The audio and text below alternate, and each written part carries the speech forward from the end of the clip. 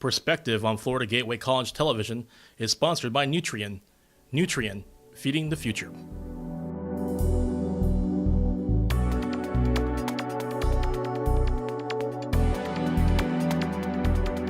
Hello everyone and welcome to Perspective. This is a public affairs presentation of Florida Gateway College. It's also a public affairs presentation of WQHL, the Big 98, and WCJX, the X. We invite or welcome the listeners on those two radio stations to our program. My name is Mike McKee, and the program today is about falconing.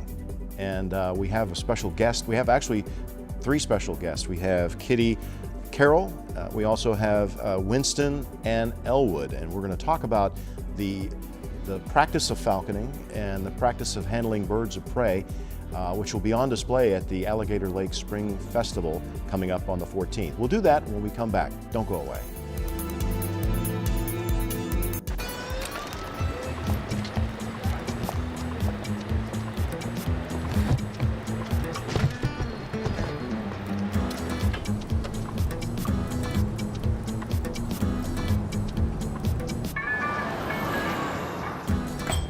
It's a short ride from your neighborhood to your naturehood.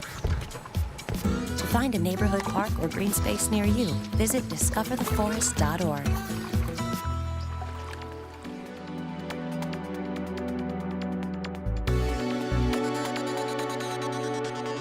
How appropriate to have a public service announcement about the forest. And here we have Kitty Carroll, who is a falconer. Welcome to the program. Thank you so much for having me here. This is so interesting. How long have you been doing this? I've been licensed since 1974. So the next question is, how do you get into this? I mean, do you have a bird in your yard at one time and said, "Hey, I'd like to do that"? Well, my interest started, like with many Americans, the book and movie "My Side of the Mountain" by Jean Craighead George, and look it up. It's interesting series of books that she has now. She passed away about 5 years ago. Her brothers are very well known as naturalists and wrote many articles for National Geographic magazine. And that what sparked my interest, but it's a three-step process. You have to pass an exam, find a sponsor, and an inspection. So explain to the folks that we can't do a demonstration in the studio. I mean, we can have the birds here, but what exactly do you have to do to take the exam and to be certified? Well, Florida Fish and Game has a wonderful falconry program. In fact, I was told that the first game commissioner of Florida 70 plus years ago was a practicing falconer. So we have a strong tradition of practicing falconry here in the state of Florida. So what they did was, and it was a federal program in 1978, but we wanted to make sure that the birds got the best of care. So our three-step program is pass an exam of the natural history and care of the birds. We have an inspection of the equipment and facilities, and this is the most difficult part, finding a sponsor and convincing them of your sincerity, that you put the bird's care and welfare first. Now you care for the bird. Now, can we go back to that shot, Richie? Yes. Now this is a falcon, correct? Yes. This is a falcon hybrid. He's half gyr falcon and half peregrine falcon. His name is Elwood. Yeah, and He's 11. Now, I see you've got a little, like a head cover on Elwood. What is the purpose of having the head cover? Would he just be so, because of what's going on around him, would he get kind of agitated? Well, they're visual. A large portion of their brain is dedicated to visual cues. So this just calms them down. Because he's a diurnal bird of prey, we darken it with the hood, darken his surroundings with the hood, and keeps him from jumping around and being edgy. I think this is probably the most fascinating aspect of people who don't practice falconry, what the hood is used for. It's just to calm the bird and shut down all that outside stimuli. Okay, so Elwood is going to be, I believe he's going to be performing at the Alligator Lake Spring Festival on the 14th. What will he be doing? Well, he'll be looking pretty. We will be flying our Harris Hawks there. It's the peak of nesting season right now, and they're very territorial. They don't go after the Harris Hawks like they do the falcons. I've actually had nesting birds knock my birds out of the sky. So I'm very careful about that. But we have the Harris Hawks and possibly one of our red-tailed hawks flying. So what will happen? The bird will be released, and so for those who don't know what falconing is, you release the bird and the bird comes back. It does, but we hunt by proxy. The best way to describe it is hunting by proxy. We are a partnership with these birds in the field for hunting. Elwood was a great duck hunter before he was retired from falconry. Wow. There you go, Elwood Blues. And I had... This bird would you say duck hunt? Duck hunting, yes. So he would go after other birds. Yes. And that's how they survive. Yes, they are. John James Audubon actually called the peregrine half of his lineage the duck hawk, because they're always found around duck marshes and the like. Now, would Elwood go after a small duck, or how does that work? They know that they can kill their prey. Yes. And so they know what size is not going to put up any trouble, or? It depends on the bird. This can be rather long, but I know one falconer, and I've seen this happen with the bird. I was out hunting with him over a very small duck pond in an industrial park, and this falcon was hunting mallards, which are pretty big ducks, and it was about the same size as this one, maybe a little smaller. This one's 800 grams. I think she was about 750 or 800 grams. But the thing was, she would actually break the duck's wing. So the duck had no choice. Had no choice, submit. and then she would have her prey. And there's several hunting strategies, but basically we flush the ducks off the water while the falcon's already overhead. So it's the best way to try it. It's a very precise choreography. and it's got to be really something to watch. Yes. I mean, and so you're not actually is Elwood going to be going after prey at the festival, No, or are you just going to be showing him and him fly? How far away will he fly? These birds can go very far, miles away. This is one reason why we'll be concentrating on the Harris hawks, because they stick nice and close, and they're not local to this area, and the other hawks just don't bother them like they do the native species like my red tails and such. Like I say, it's the peak of nesting season right now. So he'll be here. We have our peregrine named Mary Fiona. She'll be out on display as well, but she is very loud, so I didn't bring her for interviews. She's very chatty. She hears my voice. She likes to take over the interview, is what you're saying? Well, she's an imprint. Oh, okay. She's an imprint, which means that she's very familiar with people, and it's nesting season, so she's very vocal right now. Now, when you handle the Elwood, can you demonstrate a little bit? This is the basic handling equipment we have. This is a gauntlet. Because their talon, and there's a word for you, kids. Talon is talons is their nails in their feet, and the reason why we wear a gauntlet is for two reasons. Our gloves. Did I pull my microphone off? No. I think it's still. It's still okay. It's still. Yeah. I just felt something pull, so I'll pick him up. And he's going to be jumpy. There we go. And with falconers, you have to learn to anticipate what they're going to do, and it's little tiny subtle body cues. So I pick him up, and we'll usually tie it off or clip. And he's a little edgy right now. Yeah, because he's inside of a building he's not familiar with. Now, he's in air conditioning. I always keep them outside, always in the shade, and climb, not in air conditioning. So I'm going to unhood him. We might have a little bit of drama here.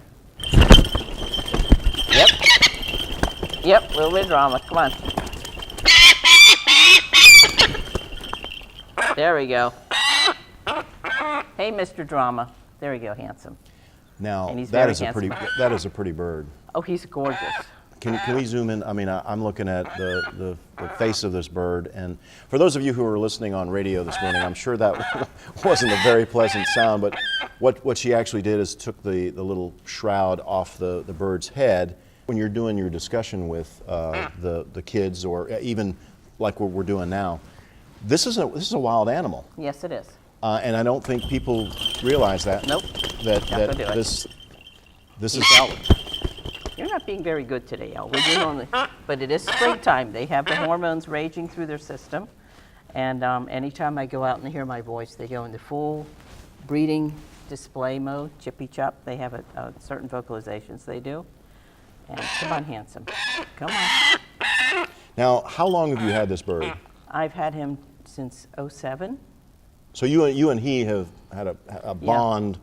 So he knows you're not going to hurt him. Right. But he still is he's in a place that he's not familiar with. Right. We have studio cameras. We have young people here on cameras that he's not familiar with. There we go. He's going to shake. Okay. Okay. Shake his feathers into place. So now he's calm. He's calming down, but he didn't shake his head. If they shake their head, they're totally calm. Right now, he's cautious calm. Well, and I'm looking. All these little cues the falconers read and bird handlers read. Now, are these native to North Florida? The peregrine is. The peregrines actually migrate through Florida down to South America and back, and almost every what I call resort I see. When I'm doing pest control work all through Florida, I'll see a peregrine falcon wintering on a roof of a building. They may not And you say nest pest here. control, these birds are used to control the rodent population? They're used to chase away pest birds and wildlife, not really rodents so much. Here's an example. People at resorts or public areas, they leave food out or they deliberately feed the wild birds. They become a problem for others with their droppings and just a nuisance, and they become so bold they actually take food out of people's hands or land on you're at a resort, you have a $100 entree sitting there and a bird flies down and grabs your entree off the plate and flies off. So the resorts hire me to scare them away. Okay, so you do a lot of resort work, but Yes. that, again, you know, the fact that you are going to be displaying these beautiful birds, and I mean, I've never been this close to a falcon before, a wild falcon. I mean, maybe taxidermy is the closest that I've gotten to Yeah. the bird, but he is beautiful, and again, this is the bird that'll be on display at the Lake Alligator. Yes, he's one of the two. Lake. We have a peregrine and a gyr peregrine. We're going to bring those two. We're going to bring, we can't bring all the birds because it's it's about a 5-hour setup. Right. So we're going to bring probably about half our birds that we have. How old is Elwood? Elwood is now 11. He was born in, he's 14. How long do these birds normally live? I've had one live to be 23. Their active, productive life can be in their late teens. One falcon I know is flying his peregrines on ducks in Nebraska, and he has one who's 17. I offer falconry experiences for the general public. That's through my International Falconry Academy, which is under the birdsofprey.net site, and you can schedule a falconry experience with a falcon, hawk, or owl. And so your company's called Accipiter Enterprises Educational Birds of Prey. How many shows do you do? Because I mean, it would seem like, again, you want to teach kids about birds of prey. You know, not every bird is a meat eater, and so when you have a show like this, what is the takeaway that these kids have sometimes? We want to have people appreciate nature and natural cycles and understand that everything you do does have some sort of effect, as a consequence later on the line.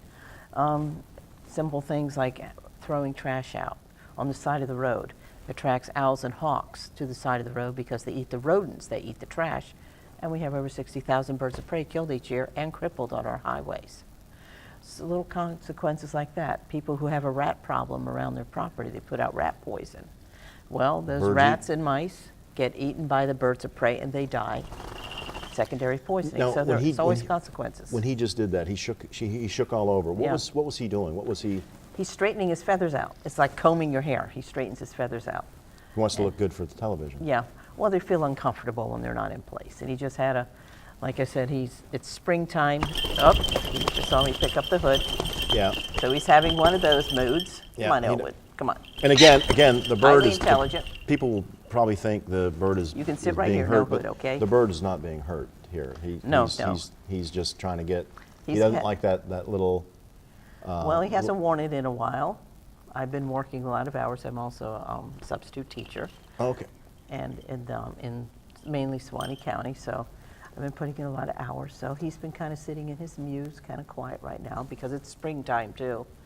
I was flying Well, Mary let me ask you this: you do this as a hobby / work. Well, this is my full-time business. But do you see that the kids in the schools now have no clue about what this? Unfortunately, that's true. Electronics have replaced us going outside.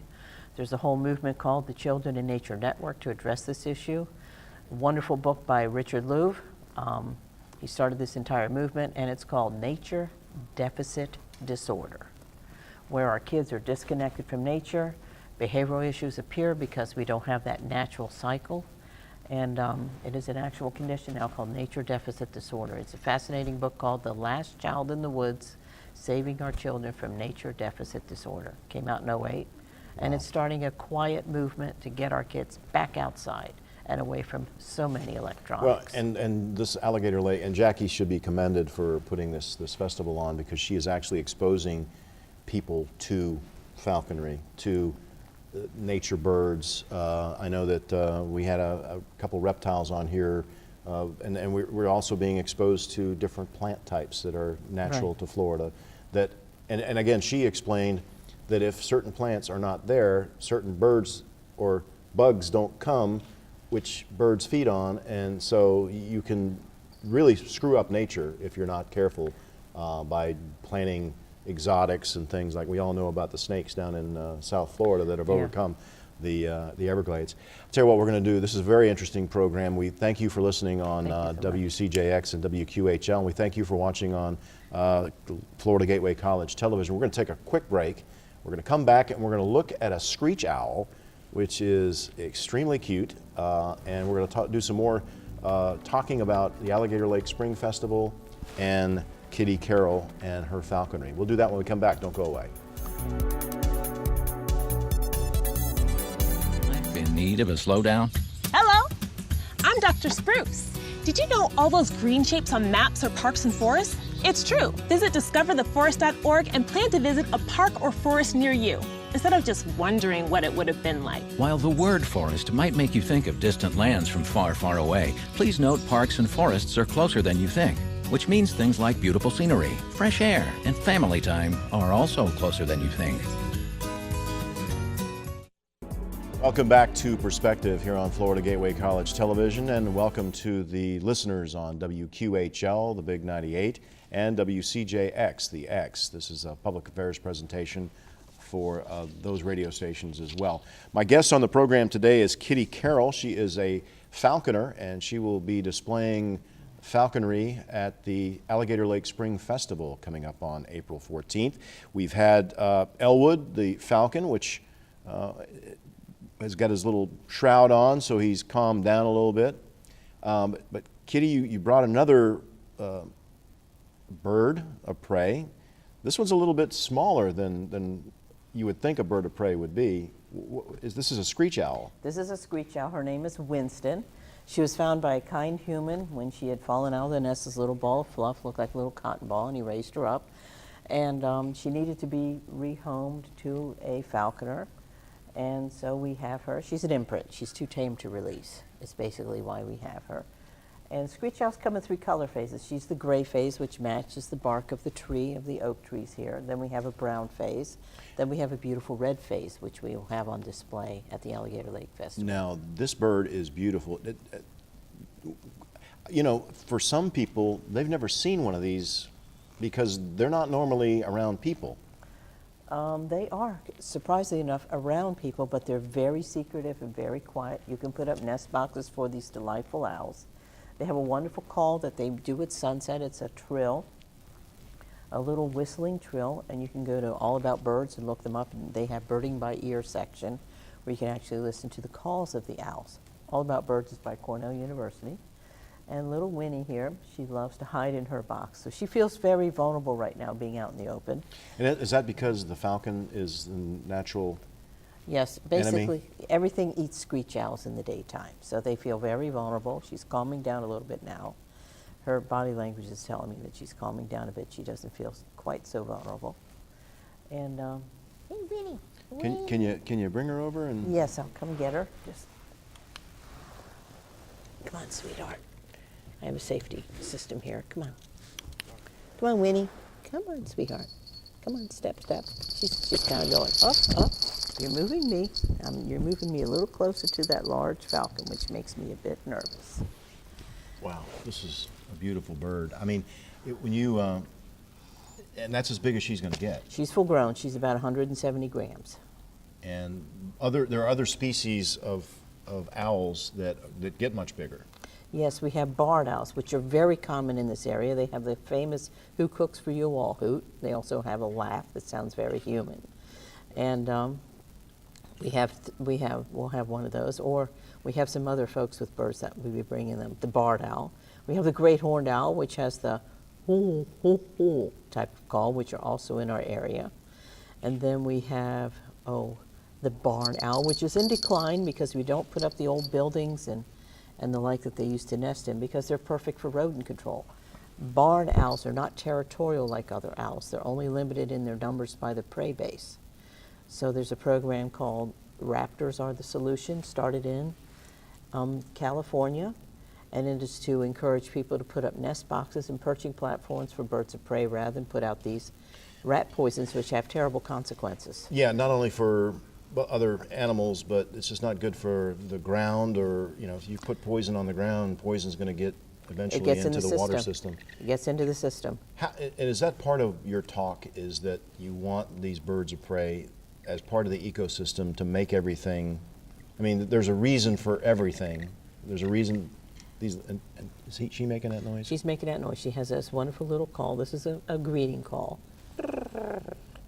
Now I give her a cue that I would like to scratch her head. See if she'll let me do it. She's rather nervous right now. She goes, okay, okay. That You calms say her down. she was a tiny baby when she fell out of the... Yeah, they're really little when they're first born. They're like, you know, they're about half the size of a baby chick, even smaller than that when they're first born. And you can tell, I mean, by looking at this bird here, the colors of this bird would definitely fit in with pine trees, oak trees. Their color, I mean, seeing the eyes, kind of what gives her away when she opens her eyes. But if her eyes are closed, she looks like she could be part of a tree. Oh yes, they blend in beautifully. There's wonderful photography that people have done to say, find the owl when they're next to a tree and the like. We had two great redface that lived on our property until 2012 when Tropical Storm Debbie came through and kind of changed some things. It changed. Our owls moved out. We're waiting for the new ones to move into the nest box on our property. Now, how big a nest box are we talking? Just something that she would feel comfortable in? Yes, it's about the same size as a wood duck nest box, very similar in size. And then you can put up larger ones for barn owls and barred owls. And you have natural rodent control in your property 24/7. But do they normally build nests, or do they look for places inside of dead trees or things like that? Well, we recommend that unless the dead tree is offering a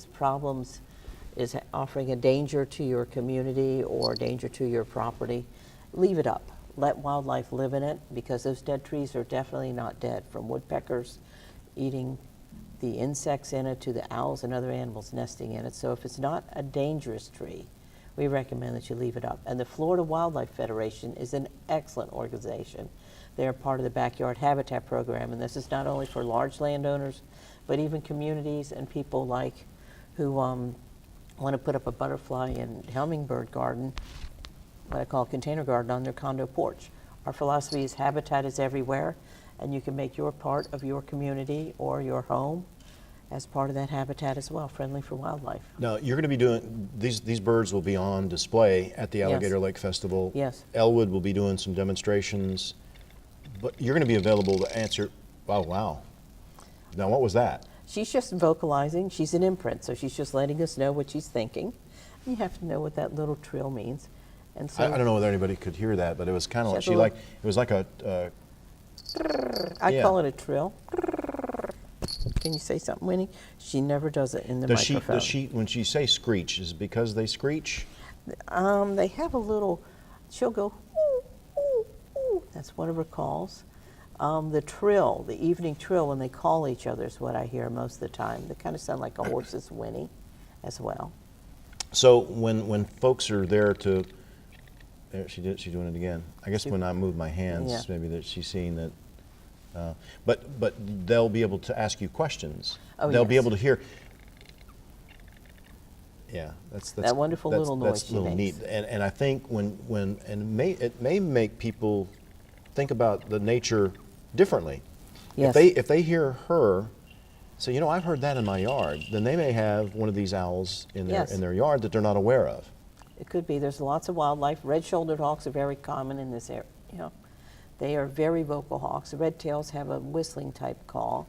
Then we have our kites. We have our Mississippi kites. We have our swallowtail kites, and occasionally we'll have the other species of kites come up here as well. Of course, the call of the wood stork. I mean the Wood duck? no, I'm not. Sandhill cranes, Oh, as they okay. fly over when they migrate. Right. They're very high in the air in their formation. They're going from the sandhills in Nebraska down to Florida. Right now, they're nesting here in Florida. Now, you've been to Alligator Lake Yes. Park. Yes. What is your impression? I mean, you're a birder. I'm assuming Yes. you look at birds. Is it a great place to see nature? It's really wonderful because of the way it was set up. you have all these trails that go around the perimeter of the lake, so you can get very close to the wildlife in the area. Get a decent pair of binoculars, good walking shoes, and I recommend that you do wear, clothing for the area, long pants, loose clothing, because it is a lake and there's going to be bugs. And I always wear a fully brimmed hat. I've always found that bugs go to the hat, not to your face. A fully brimmed hat. Yeah, I've always recommended a fully brimmed hat when you're out and about. Again, you're a person who wants these beautiful birds to be able to exist and be able to eat, because they have to have sustainability. And so when you're putting poison out there, or you're putting stuff to control rodents, that's what these are here for, right? Yes, this is let rodents do their job. Let raptors do their job. They are the solution. And most of the time when you have a rodent problem, it's often a trash management problem on your part. You'll have trash piles, junk piles, and the like. You don't cover your trash cans. And most of the time it's a management problem with your waste and your trash and the like. And you just have to be diligent with that. Yeah, I think a lot of people think that this is our area, but we're actually in their area. Actually, it's shared. I don't consider it us against them. We just have to share and understand that they have to live too. One place I go down to, people don't want the insects, and then they complain that they have no butterflies on the plants. They want to see the butterflies, but they don't want to see the pretty insects. Yeah, or they want to put something in that butterflies or caterpillars aren't going to eat. Right. So it's all, and again, this festival that's going on that has been going on for several years is really stepping it up. Really, you'll be able to see reptiles there. You'll be able to see different plants, native plants that these birds will eat the bugs from, or certain birds will eat the bugs from. But it's just really educational. And I guess we lose ourselves in video games, like you said earlier. And this is a great opportunity to learn a little bit, and don't feel like any question is dumb. No. There's really no dumb question, because a lot of, I know the young men who are here working camera probably are never been this close to an owl. Well, what I tell people is that nature is part of our life, because no nature, no us. Right. Farmers understand this very implicitly, because they know no bees, no food. Right. And our bees are down. We just found out it's the nicotinoid-based pesticides that we are using. Bees and birds are very sensitive, and it's GMO'd into the pesticides. So when you look for the plants, go by the ones recommended by the Florida and National Wildlife Federation. If you go to their backyard habitat program, it's on the links page of our birdsofprey.net site, and follow their guidelines, and you can get your property and community certified as a nature-friendly community. But the best part is the lower watering costs, lower fertilization costs. They can deal with the drought. They can deal with our Florida weather. And the plants are beautiful. Florida is called Florida because of the plants here. Well, we're going to take one more break and wrap things up, and give your websites and give your contact information. If there are teachers out there in the school system that would like to have you come to a talk, yes, you'd be glad to do that. We'll talk more with Kitty Carroll when we come back. Don't go away. National forests are essential to life, majestic and grand. They clean our air, supply drinking water to millions of Americans, and provide homes to countless wildlife. They fuel our imaginations and inspire us to think big. Now, our national forests need us. Fires and natural disasters destroy millions of trees each year. That's why we're replanting our forests from coast to coast. Visit arborday.org. See how you can help.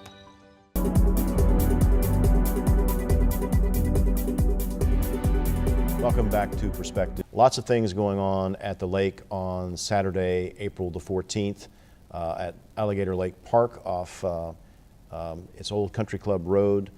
Kitty, thank you so much for your time today, and wish you the best of luck and with your critters. Yes. And we thank you for listening on WCJX and WQHL, as well as all the viewers on Comcast. Until next time, I'm Mike McKee. So long.